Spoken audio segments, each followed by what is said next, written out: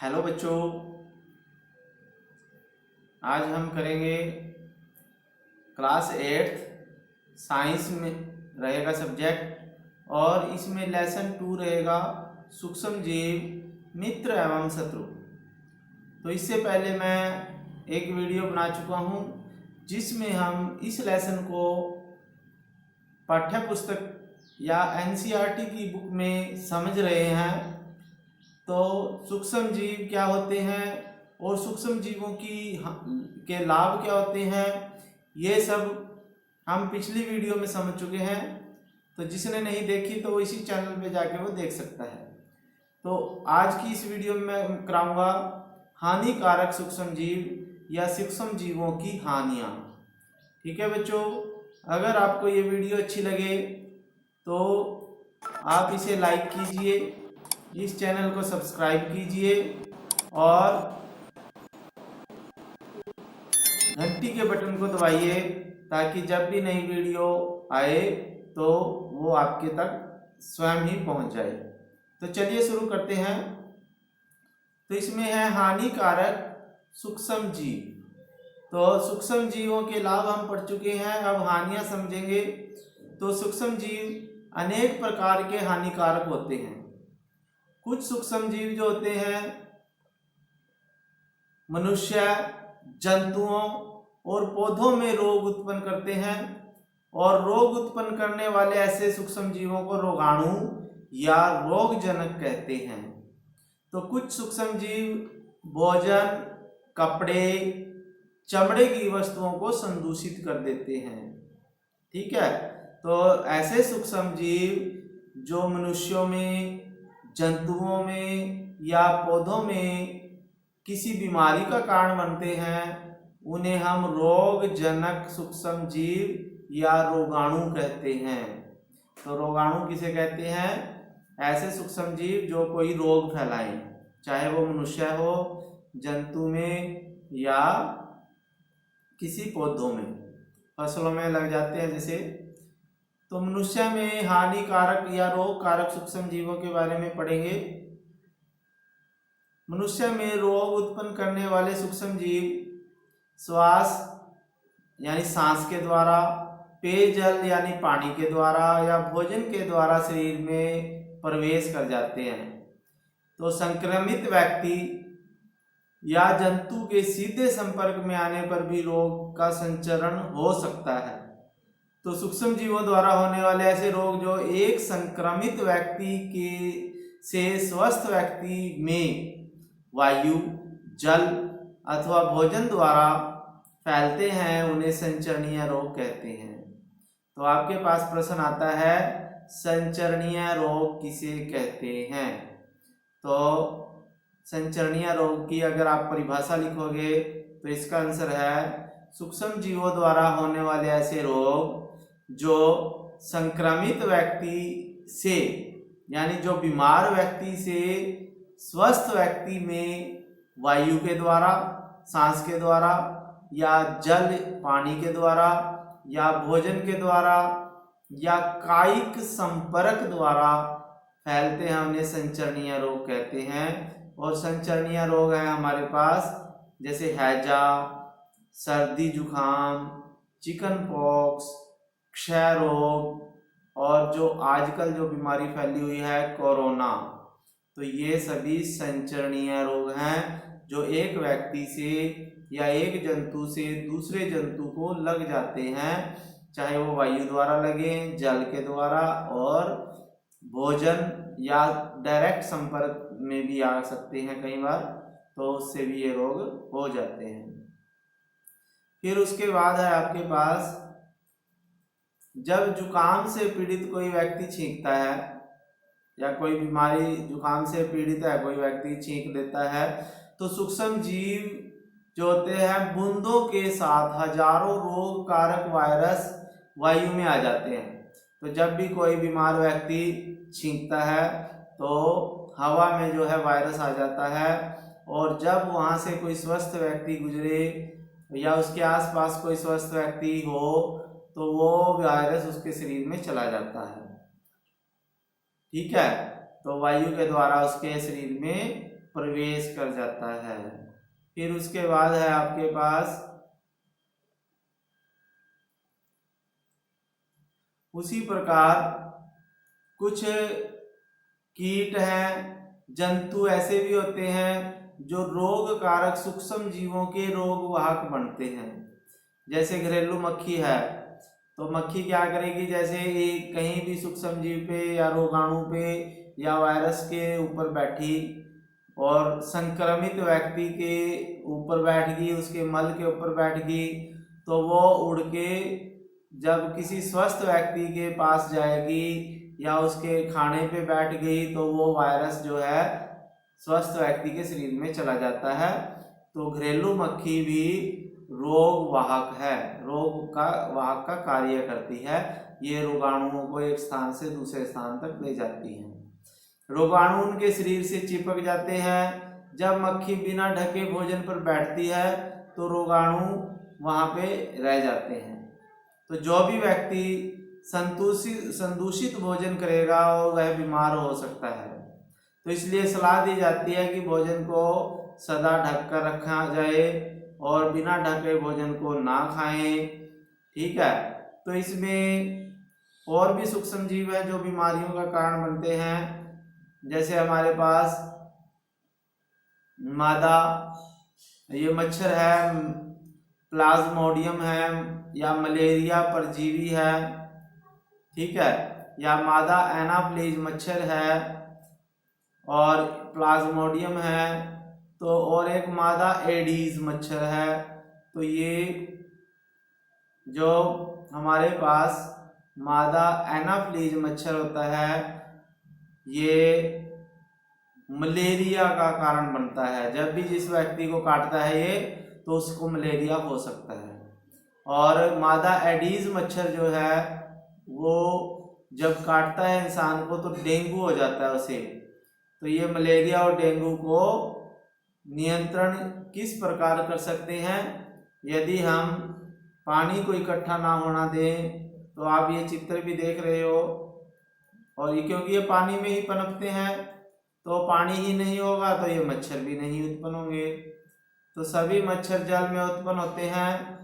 और हमें पानी को कभी भी रुका हुआ नहीं रहने देना चाहिए। कूलर है, टायर है, फूलदान जो बाहर खाली डब्बे वगैरह पड़े रहते हैं, उनमें पानी इकट्ठा नहीं होने देना चाहिए। इसलिए आसपास के स्थानों को साफ सुथरा रखना चाहिए। वहाँ बेकार कोई भी वस्तु बाहर नहीं गिरनी चाहिए, क्योंकि उसमें पानी इकट्ठा हो जाता है और मच्छर पैदा होते हैं और डेंगू और एनाफ्लीज मच्छर पैदा होते हैं, जिससे वो बीमारियां फैलाते हैं। ठीक है बच्चों, आगे चलते हैं। अब ये सूक्ष्म जीवों से होने वाले सामान्य रोग हैं। ये टेबल आप सभी ने बनाना है अच्छी तरह से अपनी कॉपी में, और इसको अच्छी तरह से याद भी करना है, ये वेरी इंपॉर्टेंट है। तो मानव के ये रोग हैं और ये रोग कारक सूक्ष्म जीव हैं। यानी कुछ रोग तो जीवाणु के द्वारा फैलते हैं, कुछ विषाणु के द्वारा, कुछ कवक के द्वारा और कुछ प्रोटोजोआ से फैलते हैं। तो जैसे हमारे पास क्षय रोग है। क्षय रोग जो होता है जीवाणु के द्वारा फैलता है ये, और ये वायु से फैलता है। ठीक है। फिर उसके बाद है खसरा। खसरा जो है वो वायरस से फैलता है। चिकन पॉक्स भी वायरस से फैलता है और पोलियो भी वायरस से फैलता है। और जो कोरोना वायरस है वो तो वायरस से फैलता ही है। ठीक है। तो ये वायु में या वायु सीधे संपर्क या जल के द्वारा फैल जाते हैं ये रोग। और इससे कैसे बचें? जो रोगी व्यक्ति है उससे पूरी तरह से अन्य व्यक्तियों को अलग रखना चाहिए। रोगी की व्यक्तिगत वस्तुओं को भी अलग रखना चाहिए और उचित टीकाकरण करना चाहिए। तो ये रोग से बचने के उपाय हैं। ठीक है। या जो बीमार व्यक्ति है उसको अलग रखना चाहिए, उससे अलग ही रहना चाहिए। फिर है हैजा रोग जो होता है, हैजा है, टाइफाइड है, ये जीवाणु से फैलता है और ये पानी या गंदे भोजन से फैलता है। तो जब भी हम गंदा भोजन या पानी गंदा पिएंगे तो उससे ये रोग हो सकते हैं। और इससे क्या करें, बचने के उपाय है कि जो व्यक्तिगत, एक तो व्यक्तिगत स्वच्छता होनी चाहिए, अच्छी आदतें होनी चाहिए, भोजन पकाकर खाना चाहिए और हाथ धोने चाहिए और भोजन ढका हुआ होना चाहिए और पानी को उबाल के पीना है और टीकाकरण करवाना है जब तक ये रोग ठीक नहीं होता। तो टाइफाइड हो जाता है, कई लोगों को बीमार रहने लग जाते हैं, तो काफ़ी दिनों में ये रोग ठीक होता है। फिर है हेपेटाइटिस ए है और वायरस से फैलता है ये पानी के द्वारा, तो उबले हुए पानी का उपयोग करना चाहिए और टीका लगवाना चाहिए, तभी हम इससे बच सकते हैं। हेपेटाइटिस ए के टीके लगते रहते हैं, बच्चों को लगा देते हैं, छोटे बच्चों को लगते हैं जो टीके। फिर मलेरिया है और डेंगू। तो मलेरिया और डेंगू जो है वो प्रोटोजोआ से फैलता है और ये दोनों रोग जो है मच्छर से फैलते हैं। तो हमें क्या करना चाहिए, मच्छरदानियों का प्रयोग करना चाहिए, मच्छर भगाने वाले रसायन का प्रयोग कीजिए, कीटनाशक का छिड़काव करना चाहिए जिससे मच्छर मर जाएं और कहीं भी जल इकट्ठा नहीं होने देना चाहिए जिससे जो है मच्छर पैदा हो। फिर उसके बाद जंतुओं में रोग कारक जीवाणु। अब जैसे मनुष्यों में रोग फैलाते हैं रोगाणु, वैसे ही जंतुओं में भी फैलाते हैं। तो अनेक सूक्ष्म जीव हैं जो केवल मनुष्य और पौधों में ही रोग कारक नहीं वरन दूसरे जंतुओं को भी वो रोग करते हैं। तो हमारे पास ये वैज्ञानिक है रॉबर्ट कोच ने 1876 ईस्वी में बेसिलस एंथ्रेसिस नामक जीवाणु की खोज की थी जो एंथ्रेक्स रोग का कारक है, एंथ्रेक्स रोग फैलाते हैं। ठीक है, फिर उसके बाद है आपके पास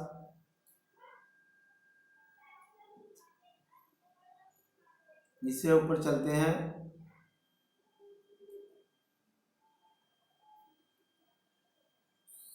तो जो जिस भी उसकी खोज की थी इस वैज्ञानिक ने, तो ये उदाहरण जो है एंथ्रेक्स है जो तो रोग उत्पन्न करते हैं। उदाहरण के लिए एंथ्रेक्स है जो मनुष्य और मवेशियों में होने वाले भयानक रोग हैं जो जीवाणु द्वारा फैलते हैं। जैसे गाय में खुर और मुंह का रोग जो होता है वो एंथ्रेक्स या वायरस के द्वारा फैलता है। एंथ्रेक्स तो जीवाणु है, तो एंथ्रेक्स ऐसा जीवाणु है जो जंतुओं को भी बीमार करता है और मनुष्य को भी बीमार करता है। और गाय के भैंस के जैसे खुर और मुंह आ जाता है तो वो वायरस से हो जाता है रोग। ठीक है, फिर उसके बाद पौधों में भी उत्पन्न होते हैं काफ़ी सारे रोग जो जंतुओं ये वायरस के द्वारा होता है या सूक्ष्म जीवों के द्वारा होते हैं। तो पौधों में रोग उत्पन्न करने वाले सूक्ष्म जीव कौन से हैं, देखो अनेक सूक्ष्म जीव हैं जो गेहूं, चावल, आलू, संतरा, सेब इत्यादि पौधों में रोग फैलाते हैं। रोग के कारण फसल की उपज कम हो जाती है और रसायनों का उपयोग करके ही हम इनको नष्ट कर सकते हैं सूक्ष्म जीवों को। तो बीमारी फैलाने वाले रोग हैं जैसे हम पौधों में जो सूक्ष्म जीव बीमारियां फैलाते हैं तो वो कौन से हैं, जैसे नींबू कैंकर रोग है और ये जीवाणु द्वारा फैलता है और वायु द्वारा फैलता है ये भाई। ठीक है, फिर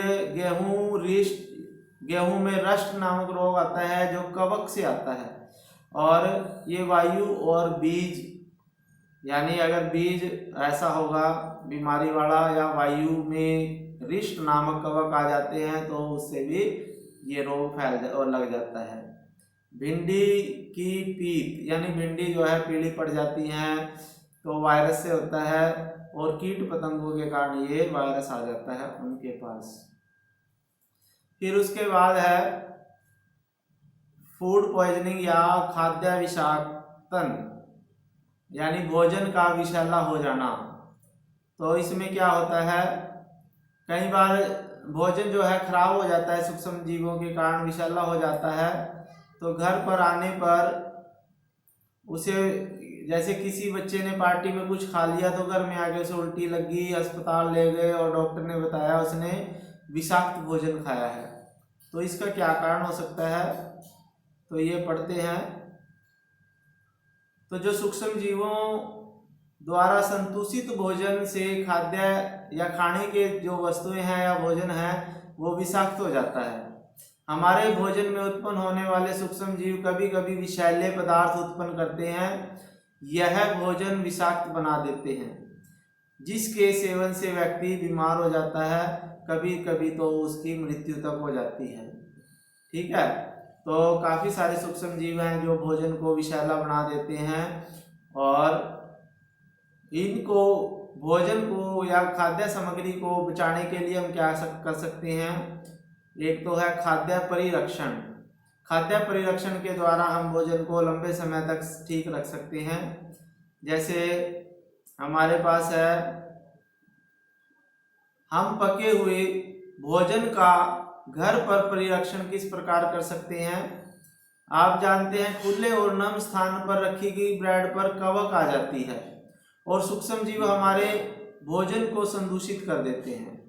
तो जब भी हम भोजन को बाहर खुला छोड़ते हैं तो जहाँ भी खुले में उसको ऑक्सीजन मिलेगी और नमी मिल जाती है गर्मी में, तो सूक्ष्म जीव वहाँ पे वृद्धि कर देते हैं। जैसे कवक या ब्रेड हम खुला छोड़ते हैं तो उसके ऊपर उल्ली लग जाती है। तो सूक्ष्म जीव जो हैं हमारे भोजन को दूषित कर देते हैं।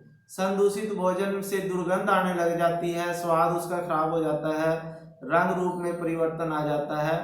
तो हम देखते हैं अक्सर हम घर में जब भी 1-2 दिन की कोई बनी हुई वस्तु होती है तो उसको सूंघ के देख लेते हैं कि वो खराब हुई है या नहीं, क्योंकि जब भी भोजन खराब होता है उसमें तो एक तो दुर्गंध आने लग जाती है, उसका स्वाद खराब हो जाता है और उसका रंग रूप भी बदल जाता है। ठीक है, तो उसके बाद है जैसे आम का अचार कई बार सड़ जाता है, तो हम इनको कैसे बचा सकते हैं।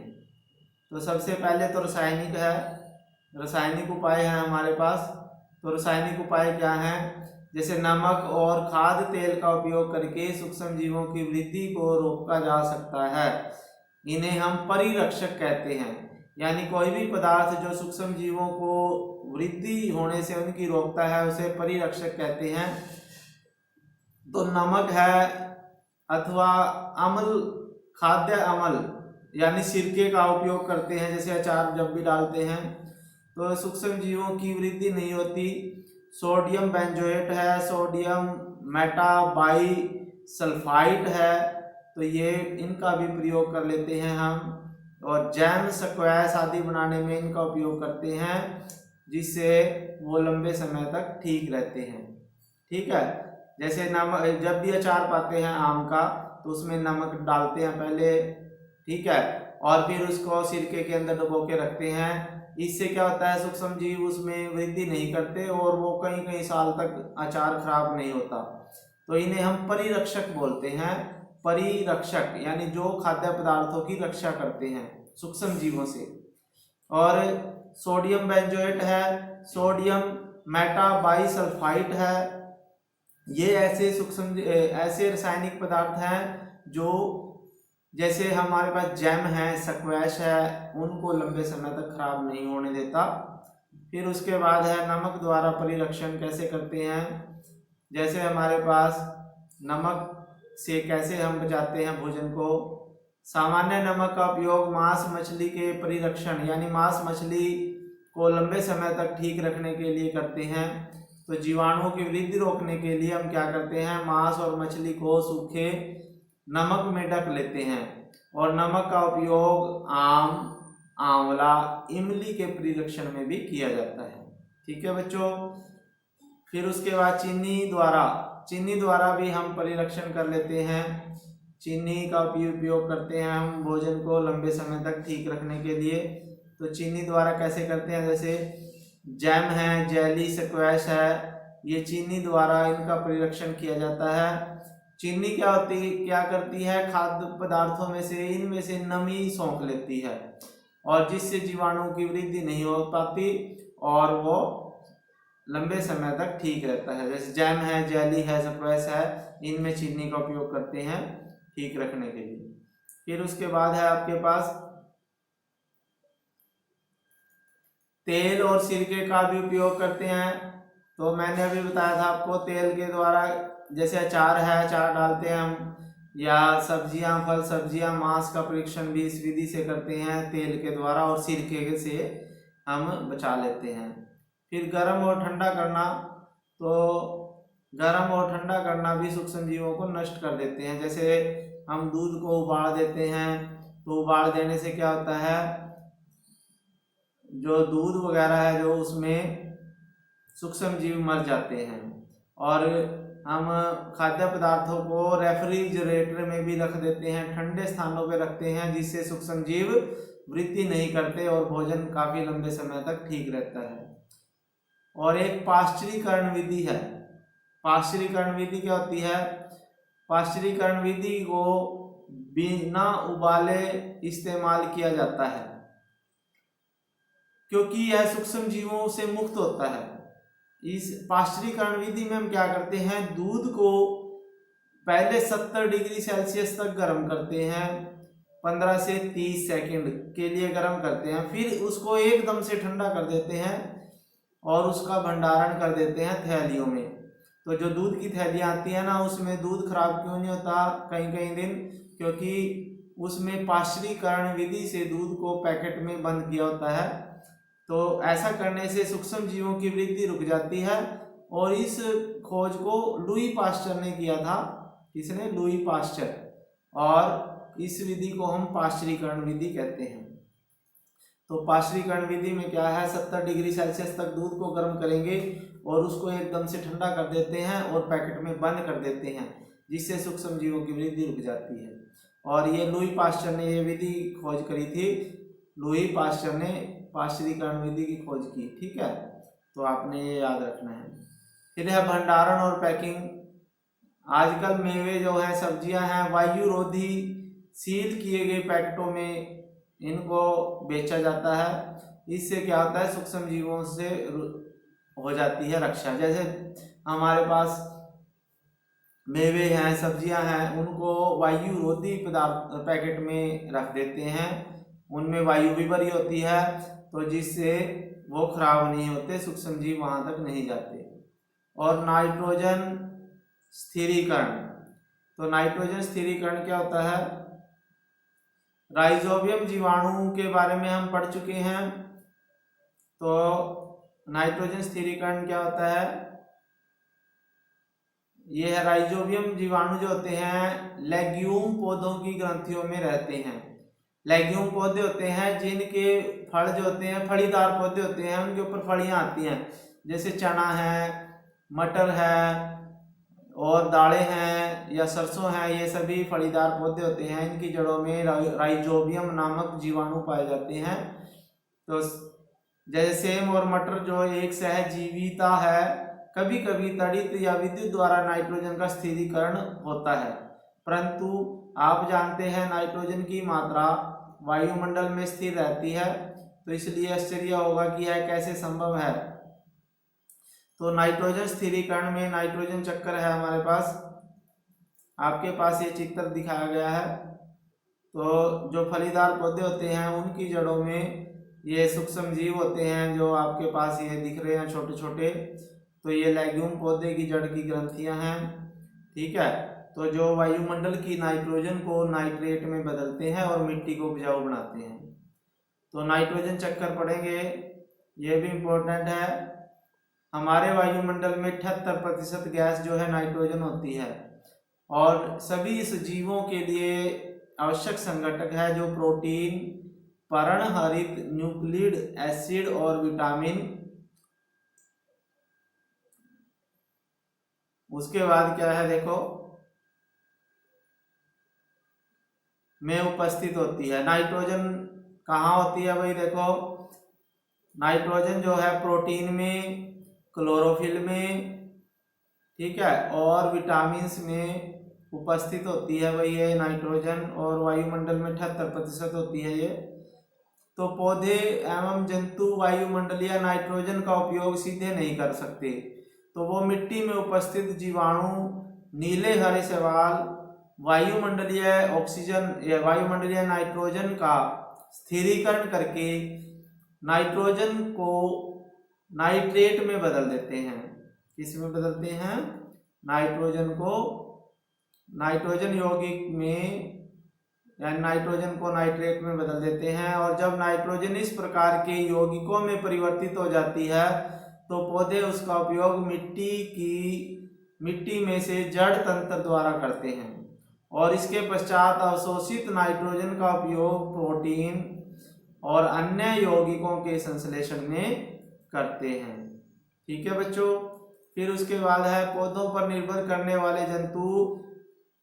जब भी ऐसे पौधों को जंतु खाएंगे तो उनके शरीर में प्रोटीन या किसी और माध्यम से नाइट्रोजन पहुंच जाती है।